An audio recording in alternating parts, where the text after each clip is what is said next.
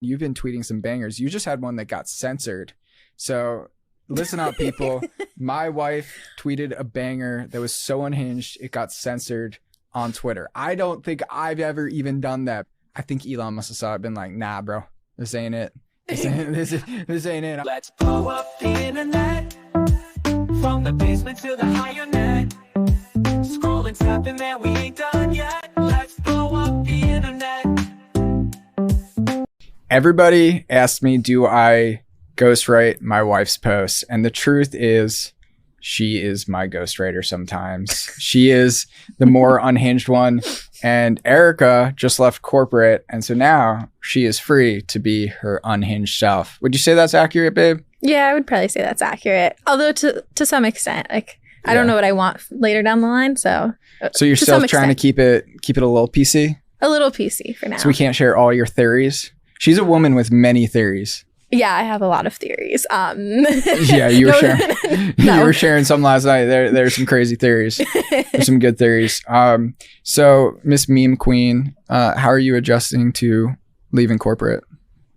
I always thought the hardest part was going to be the culture adjustment, not the actual work, and definitely. Yeah, you went dressed up to work one day, right, or something? Well, we went to go on a stand-up call, and I was like, oh my gosh, like, I can't, like, I think I went to go wear this Anduril jacket and I was like, I can't do that. It's just too fancy. It's too fancy. So today, like, I went and got my hair cut and I was like, I'm so mortified to even have my hair done. Yeah. So Erica worked in luxury fashion for a decade, basically. Mm-hmm. And I would always be like, this is so overly done. Like, I'm used to startup sweatshirts. Actually, the first time I moderated a panel, I was wearing a sweatshirt. And Erica was like, you need to wear a suit. You're moderating a panel. I'm like, I really don't think so. Like, that's just not what you're supposed to do. In startups world, like, that's just not a thing anymore.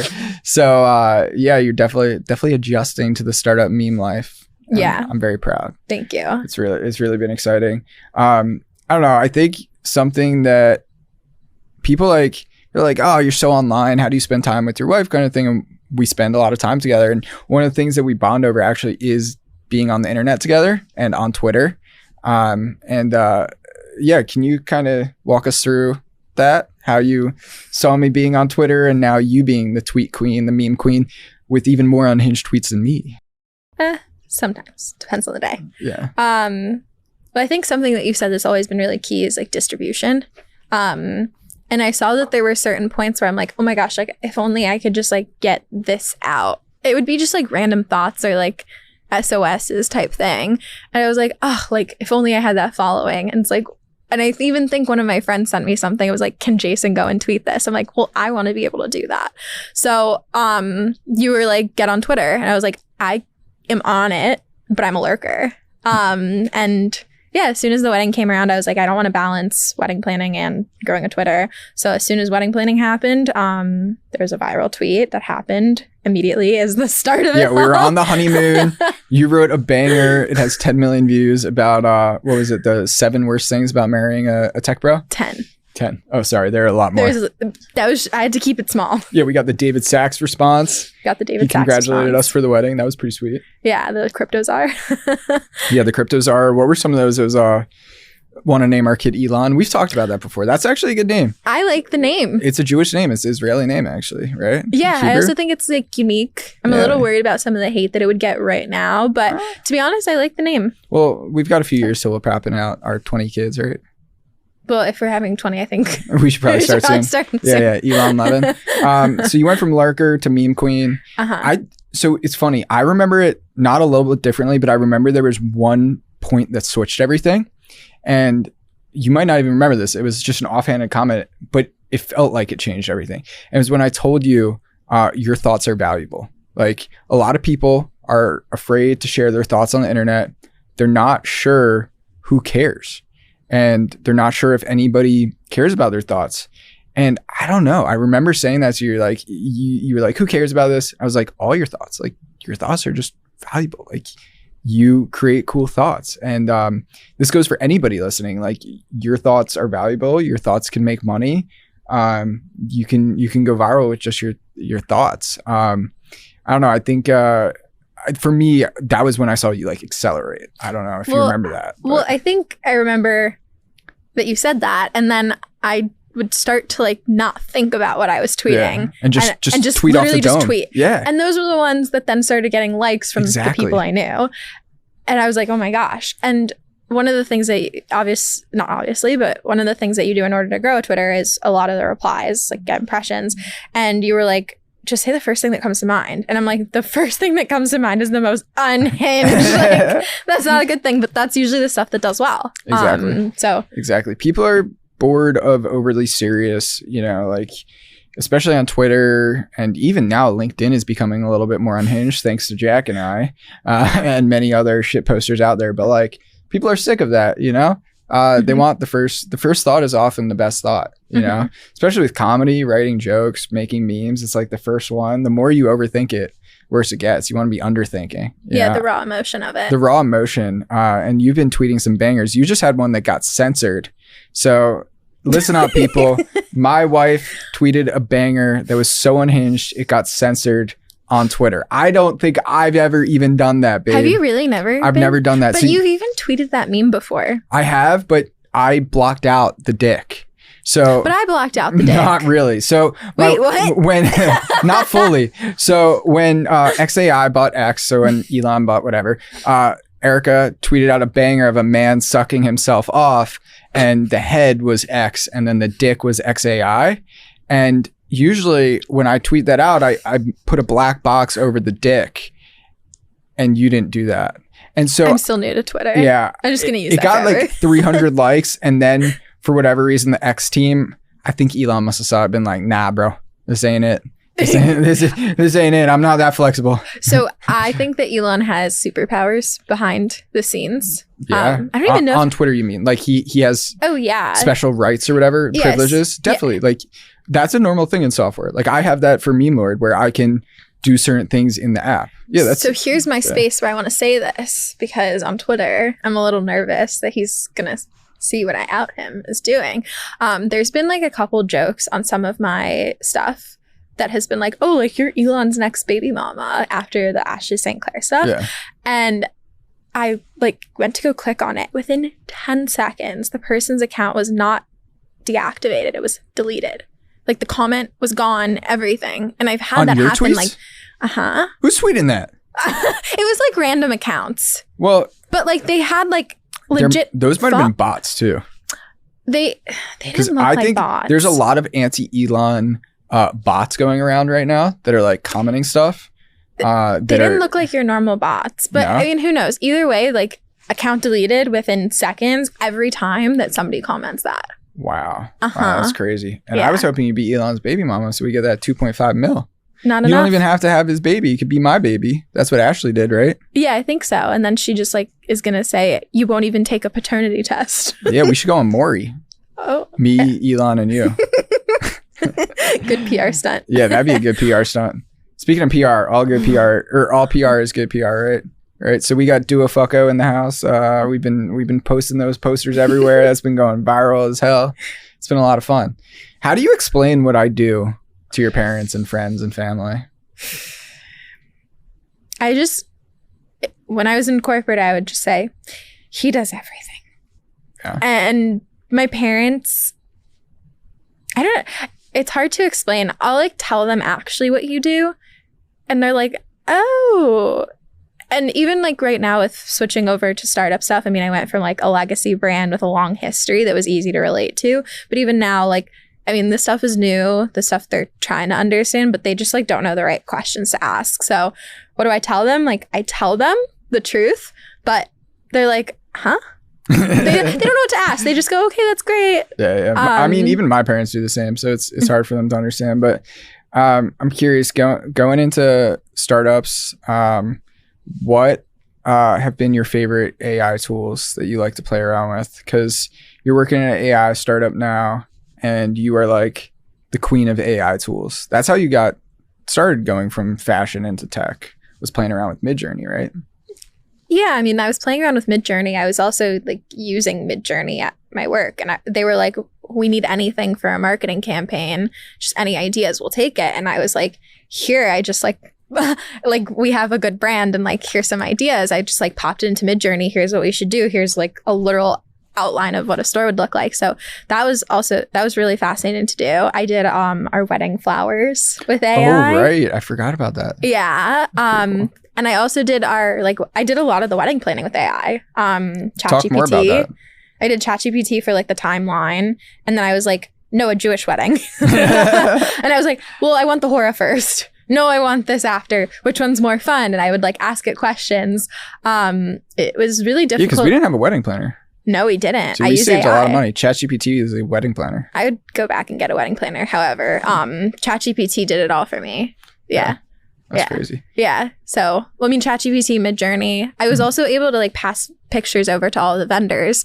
And I feel like that's also a way to like get guys into the wedding planning. As soon as I was like, Jason, I'm doing it with AI. You're like, oh, AI. Yeah, I actually did perk up about that. You're 100% right. And you created the initial images for like our wedding invite on Midjourney, right?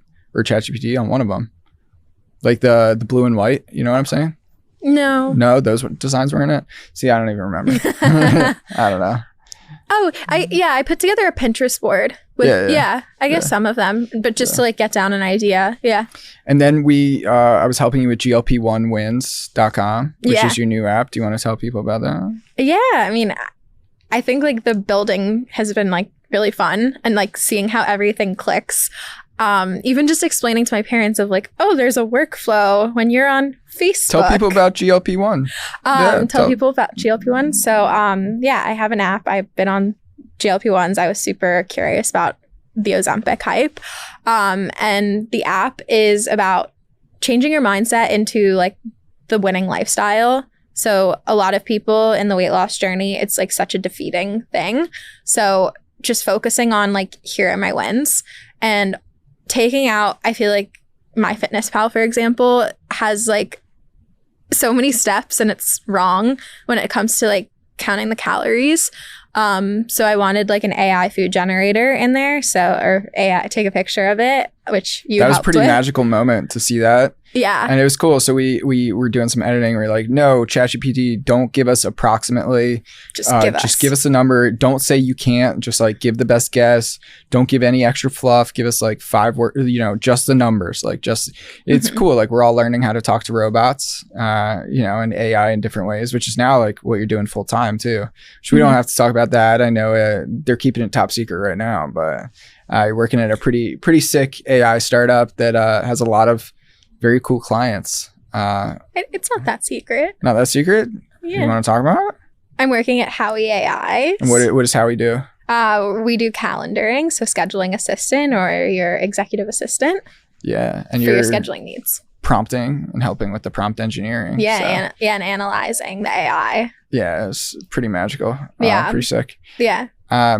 So curious as well, what's it like being married to a meme lord? It's fun.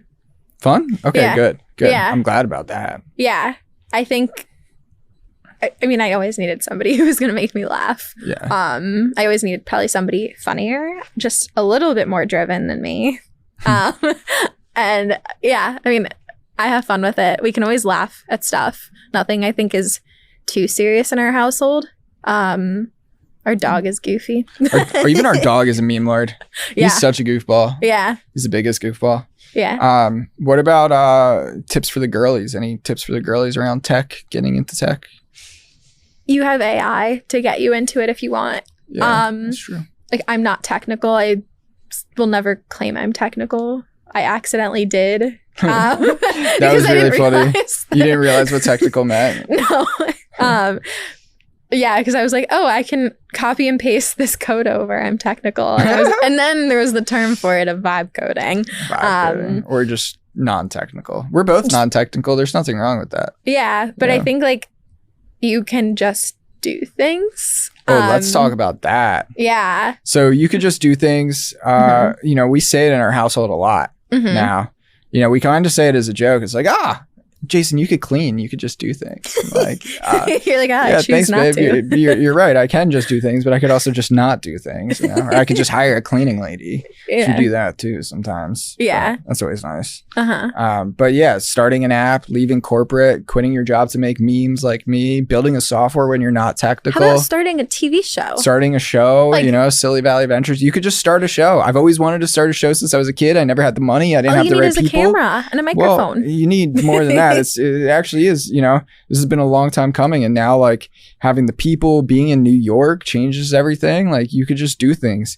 It is something I do love about New York is it gives you the opportunity to just do things. All right. You know, today we were filming for 3 hours, right? Down in Soho. And then the day before we were at the park filming. It's like, when you have people around you, being in a creative environment, and all the weird creators around, like really is a magical thing. Like you can just do things, but it's a lot easier to just do things when you have people around you who are also just doing things. Like Alex, you know, Alex, I just had Alex on the podcast. He's one of my best friends. And, you know, he texted me that a few weeks ago. He's like, dude, we're like the Avengers of just doing things. I'm like, damn right we are.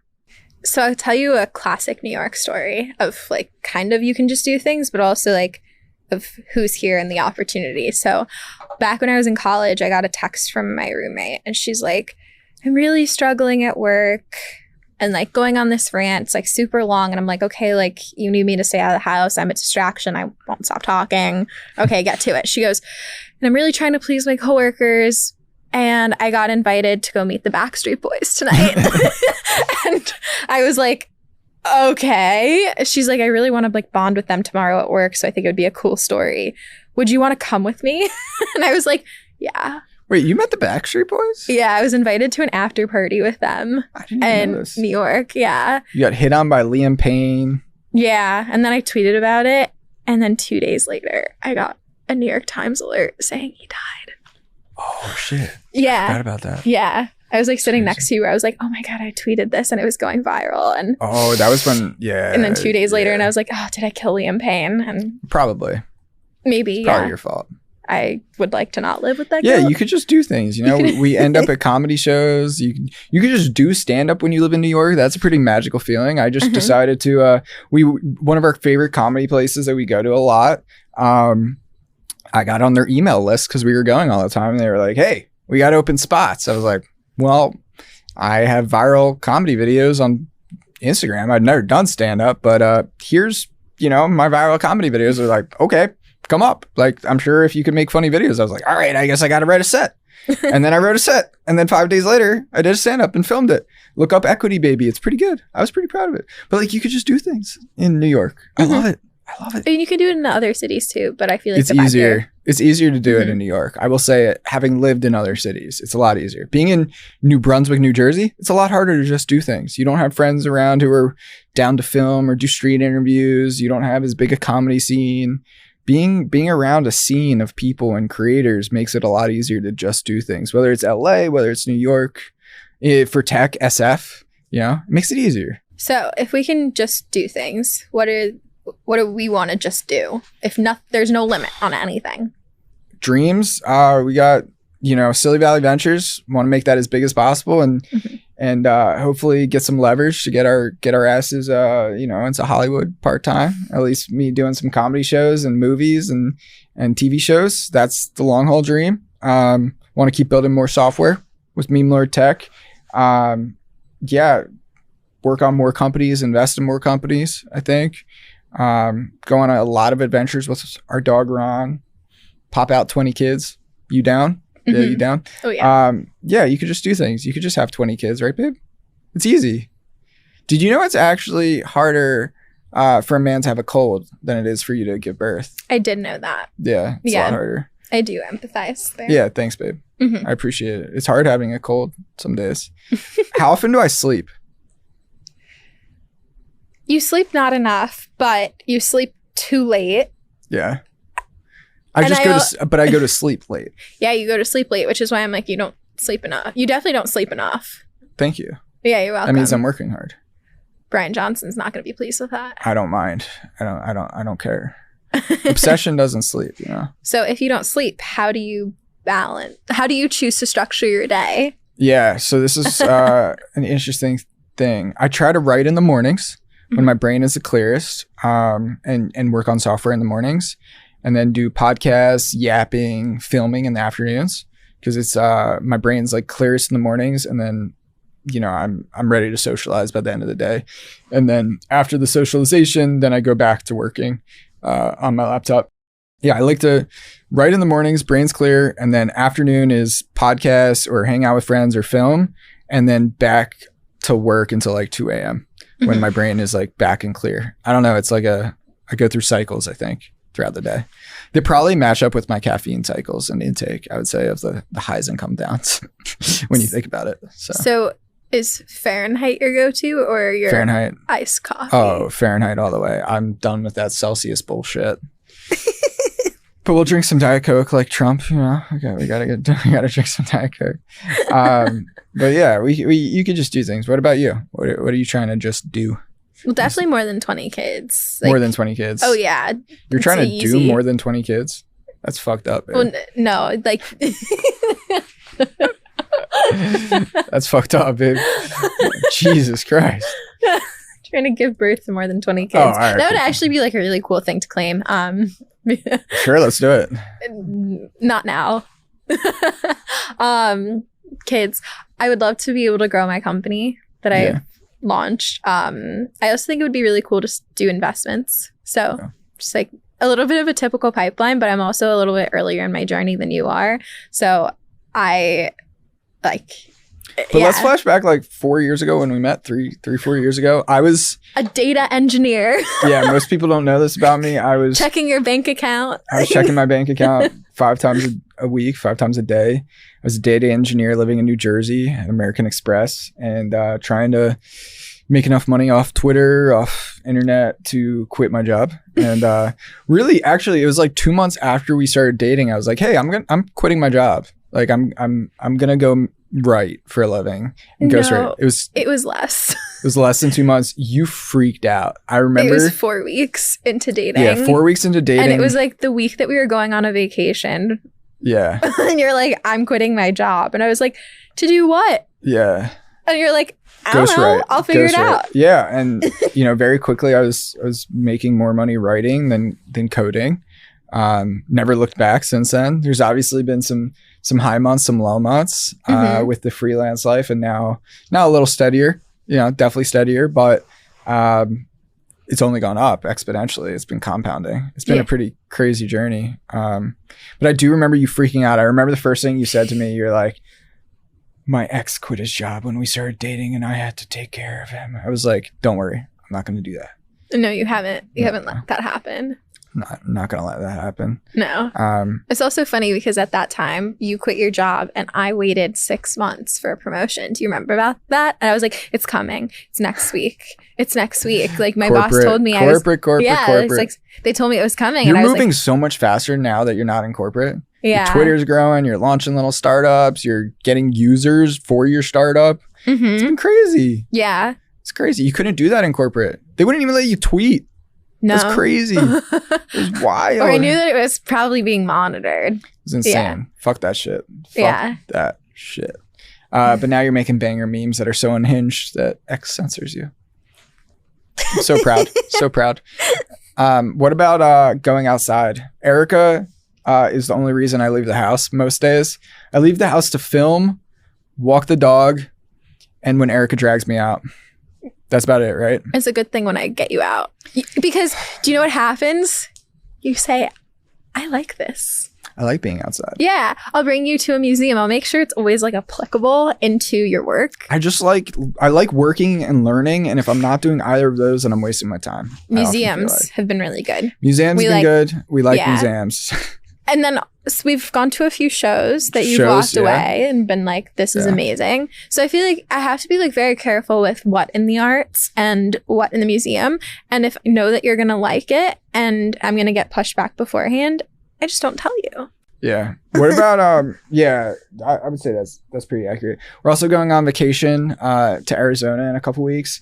And Erica did the sweetest thing that anybody has ever done for me. So I'm kind of autistic where like I like one restaurant and then I just go back again and again. Like our honeymoon where we went to the same restaurant, I think 75% of the time. I would say 4 or 5 times. And so on this trip. No, it was way more. So on this trip that we got coming up, Erica booked the same restaurant twice. It was hard to get into. Yeah, in the same. And I saw that there were 2 availabilities. And I was like, well, he's going to say on this night, I really like it. We should come back. And I'm going to be like, oh no, it's not available. Yeah. So I've already pre-booked 2. And if we don't want to go, then we cancel. I was literally dancing naked when she told me that. I was so excited. I was so stoked.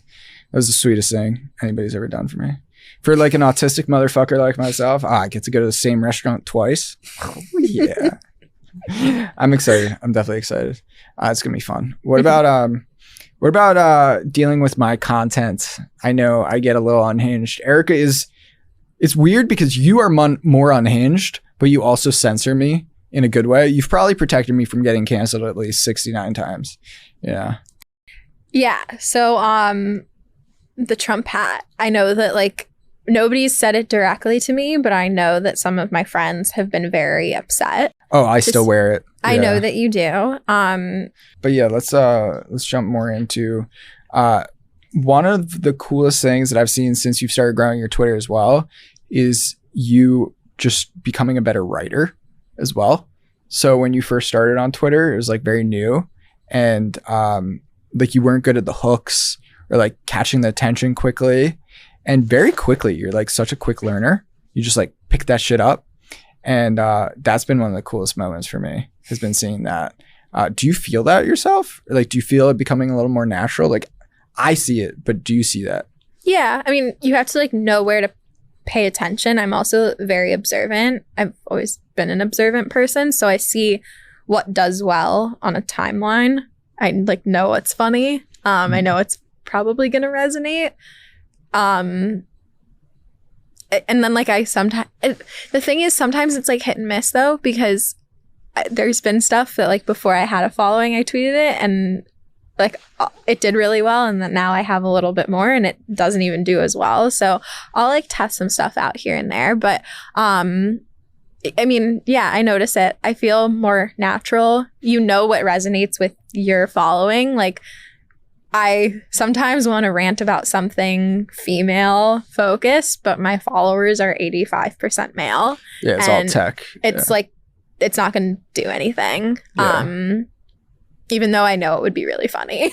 Yeah. And something else, your newsletter, it's been so cool for me to watch as well. It's just like, you've gotten so much better writer. Like, I'm just so proud. You've been writing your newsletter now, 8 to 10 weeks straight, I want to say, every Sunday.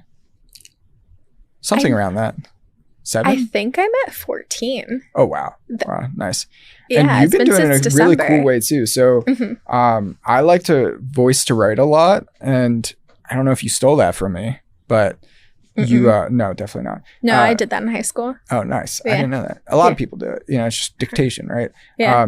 It's an old strategy. I would drive. Really? I would drive to school. And while writing? Uh-huh. That's sick. Or I interned and worked while I went to school in my high school year. Yeah. And I just like didn't have time. So when I was driving from place to place to place. You would just write?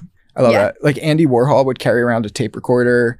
You know, on Mad Men, they would dictate to secretaries. Anyway, so you've been every Saturday, you walk the dog and write your blog while walking Ron. Yeah. And you just take Ron by yourself. And it's so cute. Like, I'm working, and you come back and you're like, newsletter's done. Yeah. I'll be gone for an hour. I mean, to be honest, it takes like 20 minutes of yapping. Yeah. And then I come home and I see it on my computer and snip it up. I think if anybody ever wants to grow a following or have a place, you've always said like newsletter. And it's so funny. I was talking to my parents and they were like, oh, like an easy way. You don't necessarily even need to have people subscribe to it, but just like having a newsletter, it's something that you can direct people to always. And I'm like, oh my gosh, you can just do things, but but like anybody can have this, and it doesn't need to take a full day. You don't need to be a good writer. The most organic thing that the most organic way of reading is like the way that we speak. That's like I think you're becoming a better writer though. I think you're a good writer. Well, I'm also listening to a lot of podcasts and I'm also reading, which What podcasts have you been listening to recently? I love Honestly by Barry Weiss. Yeah. I think that's a pretty classic in this world. Yeah. I also love The Journal. Yeah. I love like the short stories there, and like we love listening to Pirate Wires. Shout out Solano. Got that Andoril gear on for Palmer. I love. That's one of my favorite things too. It sounds so dorky, but listening to podcasts together, like on a drive. Oh yeah. When we find one together, it's really weird. So we either listen to like total dork all in, or just like deep murder. Oh yeah, there's no in between. Like we're either serial killer or like Chamath. I guess they're the same thing. So something that I thought was interesting is you tweeted about how we like do agendas and we do like and this, I think this kind of like relates in, and somebody was like, I wouldn't want that in my free time, but you and I love our stimulating conversations with one another. Yeah, we and, call like, being it, able to recap after podcasts. At first, when we started dating, we call it like hot couple walks. You know, because like hot friend walk or hot dog walk or something. Hot girl walk. That was it. I would go for hot girl walks. Right. During COVID, especially, that was such a thing. And then when we started dating, we were like hot couple walks. And that's like our strategy session. And then, you know, obviously the dog comes. And then during dinners, so my mom for her wedding bought us these cards, right, with like agenda topics. And we ran out of those fast, so fast. And now we come up with our own, or use ChatGPT to come up with them, or sometimes we just talk and we just yap. But it's fun having agenda stuff. Well, it's fun. Another thing is we got engaged pretty quickly. 9 months. Yeah. So everyone was like, do you guys even know each other? And we were just asking each other all those deep questions from all the agendas. All the deep questions, yeah. Even the first day I got a little too deep. I might have gotten a little too deep, but it's okay. It's all good. Yeah, I also underrated skill, Erica. She is dirty at board games. And actually on our first date, it harkens back to that. So on our first date, Erica comes to New Jersey, which was green flag. From New York City. From New York, because I had the dog. Manhattan. I was in New Jersey. Yeah, and any girl who comes to New Jersey for you, if you live in New Jersey, if a girl is leaving New York City, like she is a keeper. And so I had friends who we were throwing a board game night that night. And I told Erica, and most people don't introduce a date to their friends on the first date. But Erica was like, I'm really good at Scrabble. Like, I'm really good. My ex was like a world champion. I was like, all right, fine, let's play. And she's dirty at board games and can smack me at Othello. Oh, yeah. You can't defeat me. You can't. Also, I can't defeat you. Your gym consistency is insane. So it's really weird. Like I can work, like mentally work, just like nonstop. But you could go to the gym nonstop. Like you're there every day, 6 a.m. Like insanity. I don't got it. I don't got it like that. Well, I find that funny because like at certain hours in the night, I completely tap out, and you're like, you just got to push through. You're done working at 8 p.m. Like, I can't. Like I literally, I physically can't. In the same way that you see me going to the gym, and you're like, I physically can't. Yeah, I could be up till 2 a.m. working every night, but going to the gym every morning at 6 a.m., I've tried so many, it just doesn't happen. Like the 6 a.m. is tough. Yeah. I mean, for me, it's like when I drink enough coffee or Red Bull that I have so much energy that I need to punch something, then I work out. So it happens every once in a while. Like my dad. Speaking of my dad, you know my dad's the OG newsletter? Yeah. Yeah. So he's got the newsletter, but very different purposes. So he runs the law firm, his little law firm, and so he just sends out a newsletter to his clients. And he's like, wait, why do people pay for ads on your newsletter? Like, well, people click it, and that's just like totally blew his mind. Yeah, different world. But like newsletters, a lot of people do it. But, yeah. What about I would say internet, being online all the time. How do we deal with that? Both of us. We're not good about dinner and phones. I feel like a lot of couples pride themselves and they're like, we have our phones away. We are 100% there. And I'm like, we also don't like it when we're not there. Yeah. But there's also like sometimes like stuff's going on and we also know that that's important. But I think that like me being in your world and knowing how that's your distribution and how you connect with your users is like helpful. Yeah, I love having you in our Twitter world because it feels like you have a deeper understanding of what I'm doing on my phone. And, you know, I'm not scrolling just for fun. Like, I'm not. No, I used to think that. Yeah, exactly. Yeah, you're not.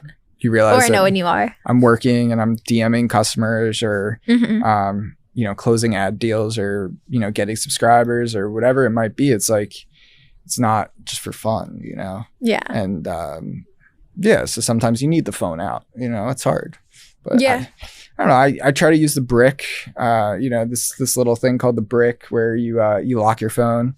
Try to do that sometimes. Always good. And then on vacation, I feel like it's easier when we go on walks and shit. Oh yeah, our walks. Nice. Yeah. Yeah, walks are always pretty easy. Yeah, that's our time that we're able to like kind of disconnect a little bit more. Eric and I we go for couples massages, probably way too much, but probably once every 2-3 weeks, I want to say. It's there. Religiously once every 2 weeks. Yeah, if not more. Yeah, consistent. I feel like it's the one time that not the one time, but it's a good time to get offline for me.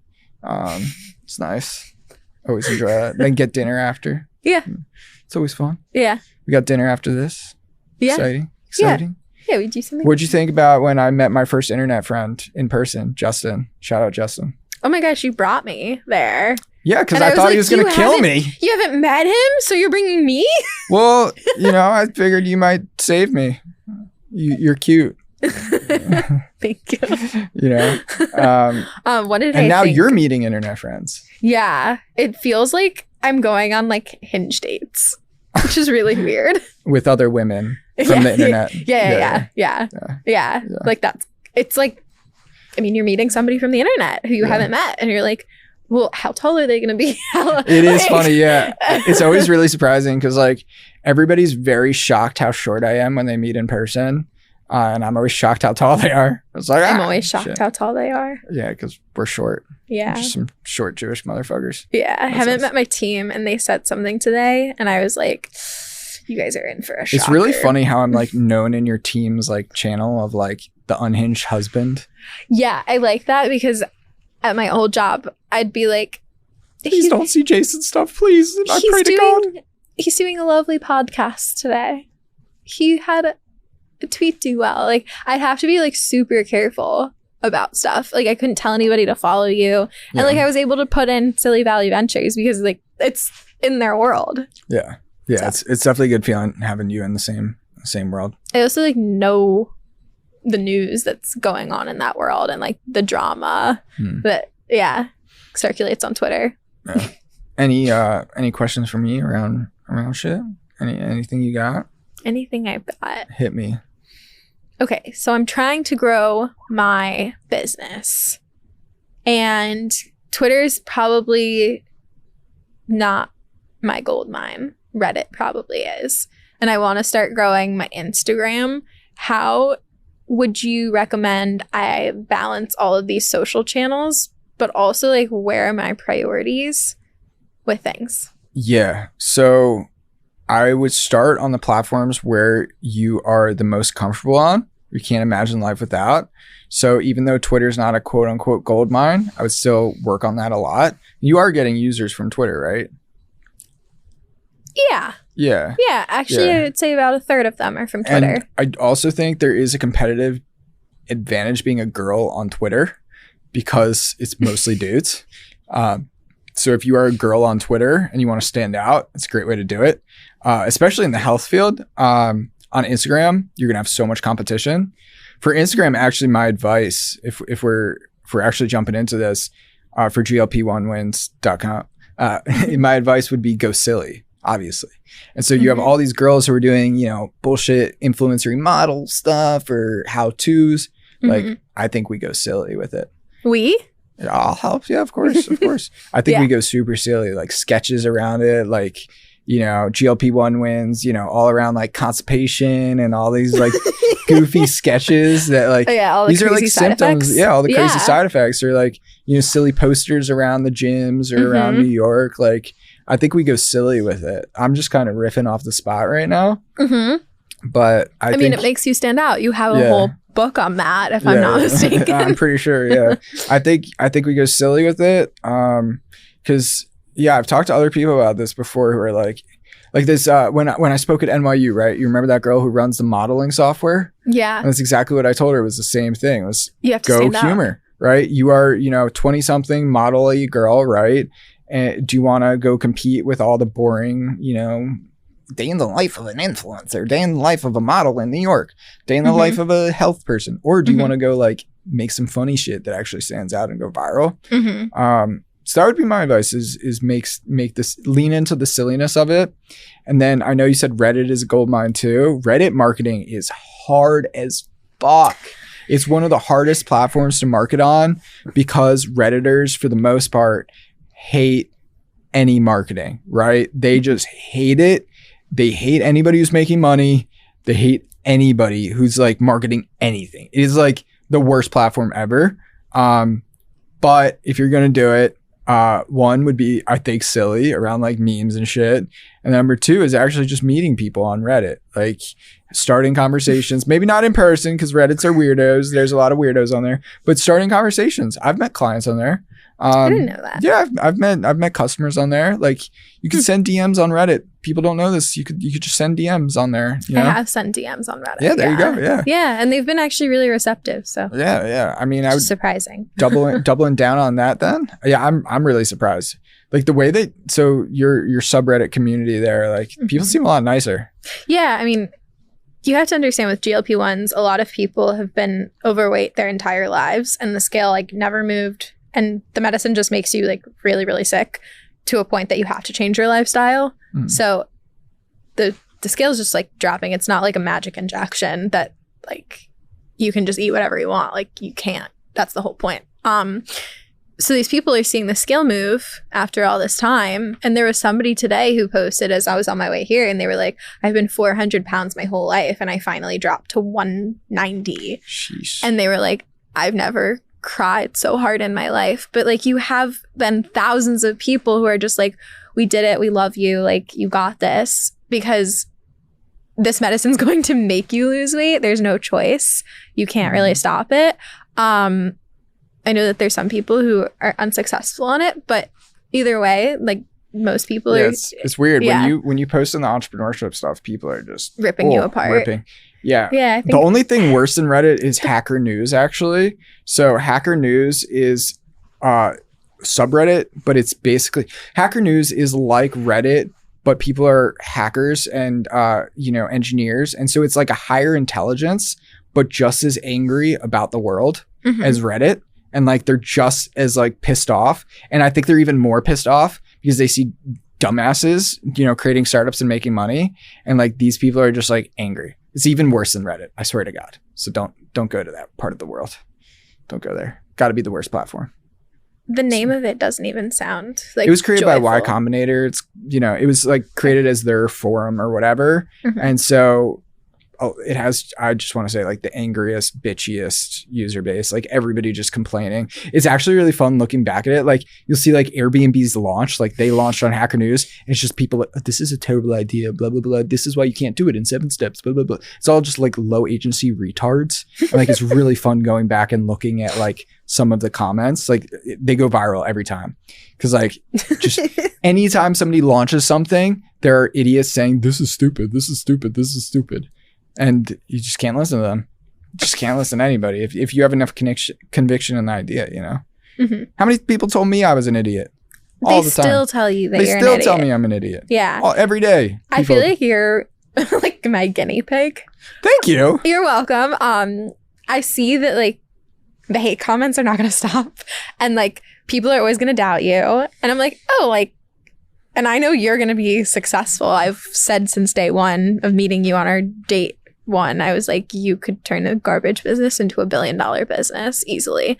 And I feel like, yeah, like because I see you doing it and because you're kind of public sometimes about your failures, it makes it easier for me. And I would hope it also makes it easier for other entrepreneurs in the space or just people who are trying to do something.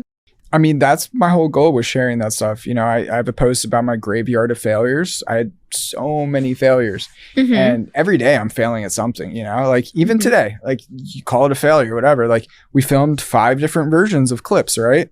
It's like, do you call the first one that didn't turn out a failure, or do you just call it clip 1? Do you call it try number 1? Like that's just part of the game. Take one. Exactly. Take one, right? It's like failing. And so I do hope that people see that. I hope people see like my responses to the hate comments, and like, you don't try to argue with these people. Like if people are hating, you just drop a meme, just fuck you. You know, like that's the ultimate fuck you is just laughing at them. If you're going to laugh at me, I'll laugh right back, you know, like.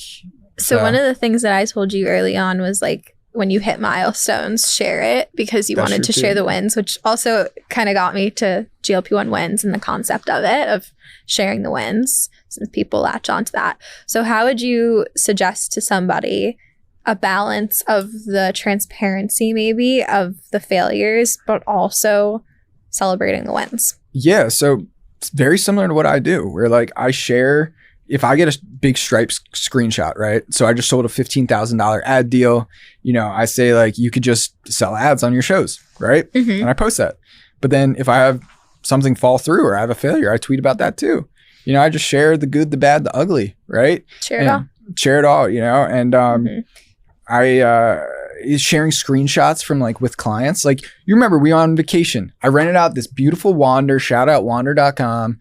Beautiful fucking Wander, right? Gorgeous. And it's Saturday night and I'm getting messages from my team about some cunty client who is just fucking screaming at them and like insulting their memes. And like, bro, you are like, you do not insult my team. Like I sent her an email, fired her on the spot, refunded her for like the rest of the month.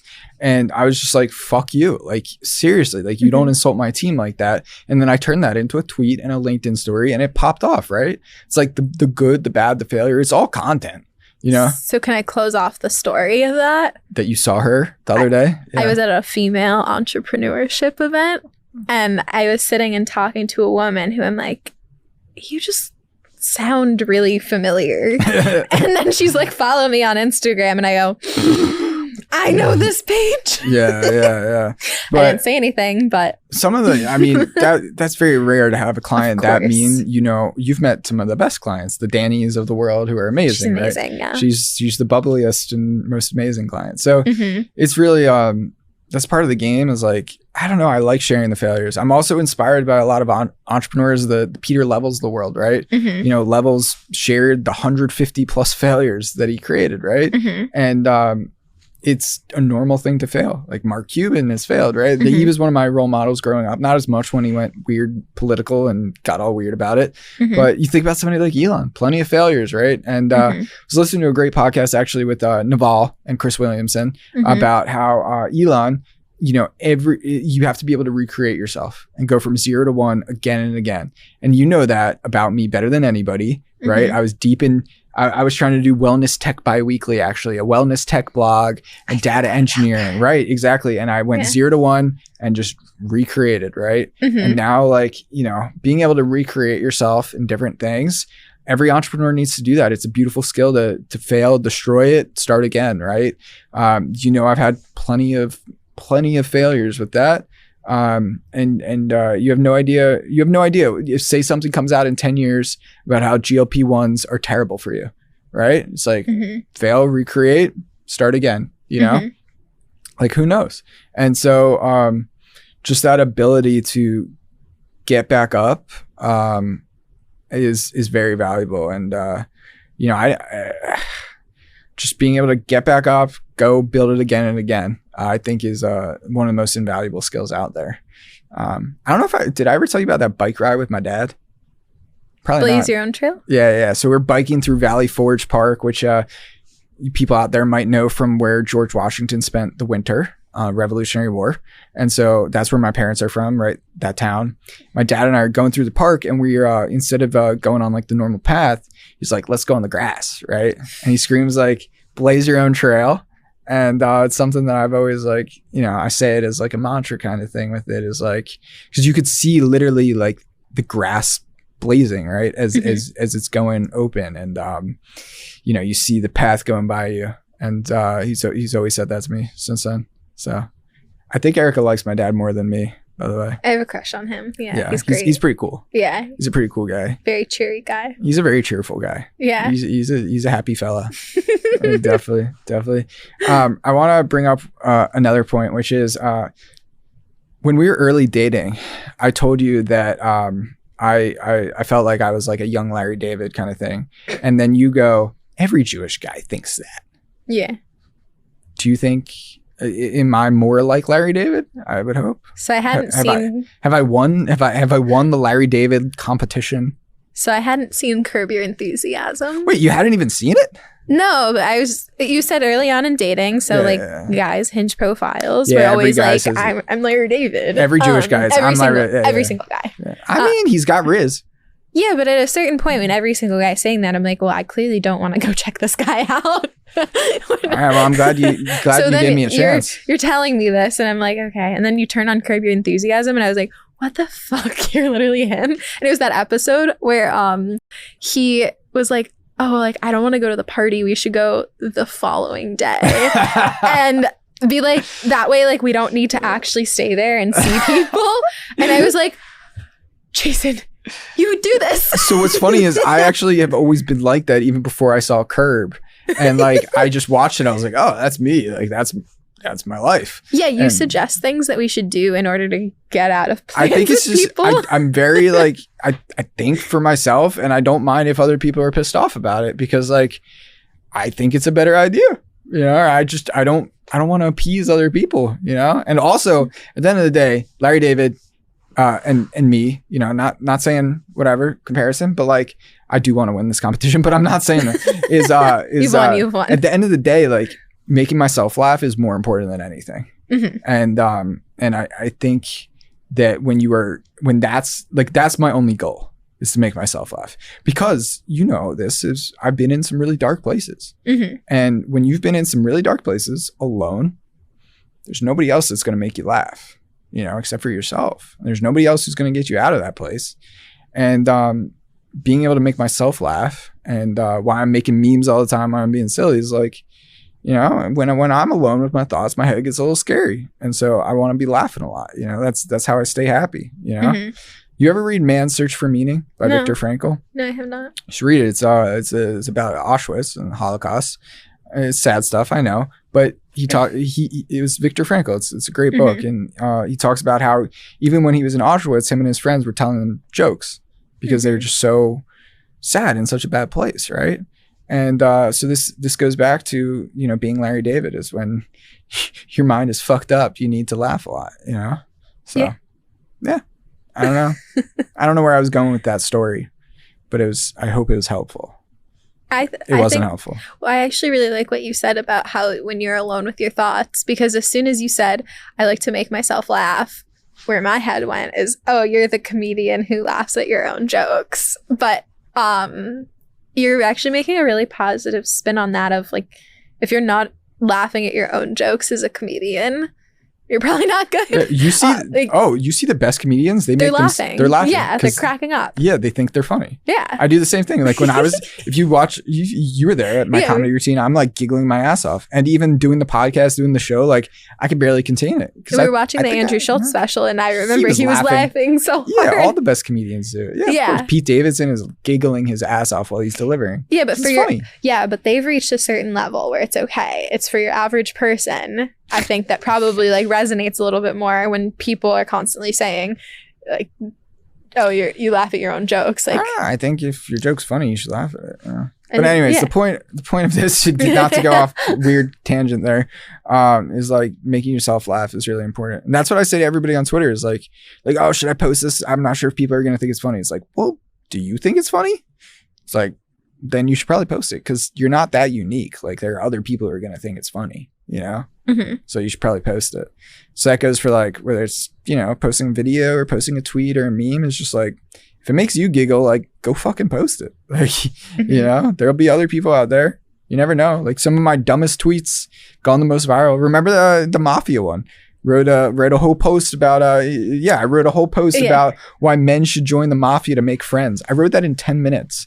and 15 million views. It just popped the fuck off. It was like, it was just dumb to make myself laugh. Like, you know, that's how a lot of Twitter starts. Is a lot of social media is you're just making your friends laugh, and then you make your friends laugh at scale, and then you make the world laugh. And that is why it's the most profitable, best time in the world to be funny, because you can make the world laugh with silly clips. I think that's a good place to end. We got food to eat. Food sounds good. Food sounds good. All right, let's go eat. Okay. Cool.